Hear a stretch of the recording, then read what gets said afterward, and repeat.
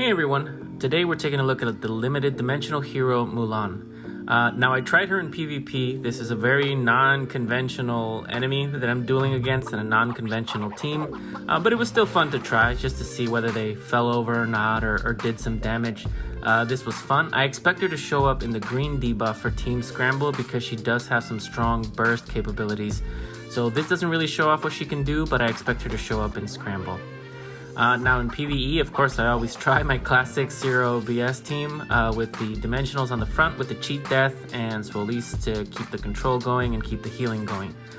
She did alright, she did good, roughly the same damage as everyone else. I always look for new heroes that can enable this comp. It's one of my favorites because I use it to replace Thorin. And sure enough, she did a good enough job in this fight. So I'll probably continue to use her here. This is your classic charm team. You know, it's pretty common to use any kind of single carry hero to do damage in charm.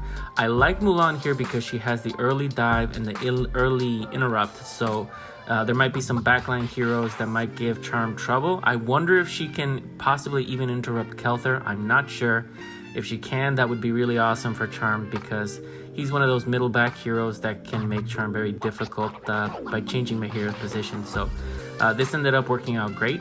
I didn't really have that many problems with it. The Frost pet, level 9 with the Resonance, which is nice. It does some decent damage from time to time. I've gotten from 9 to 15 billion damage from the pet. So it's good. It's a good synergy with the charm comp.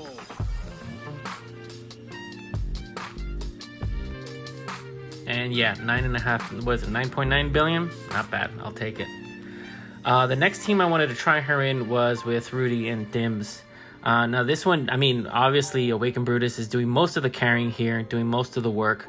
But one of the places where this tends to fall down, especially with Albedo dying early, is when you're up against the Rosaline because, you know, at pretty much any deficit, Rosaline will start nuking your team. But no, the interrupt was enough. Albedo, of course, ends up dying at the end because why? Because I said she wouldn't die, so of course she had to die. But yeah, I mean, I could probably put almost any dimensional in here and do well, but it's good to see that she at least contributed a little bit to the battle. Some decent damage, kept up with Awakened Brutus, so not bad. Up next is Baden and Alna. So in general, the really what I was trying to go through here was to see if I can buy some backline disruption to give Odin enough time to continue to cycle. This failed miserably. It did not work at all. I'm sure if I kept working with it or put in Joker, well, maybe I would have had some more success. But yeah, she couldn't just randomly slot in here. So, you know, they're not all going to be winners. That was it for the quick look. Thanks for listening and have a great rest of your day.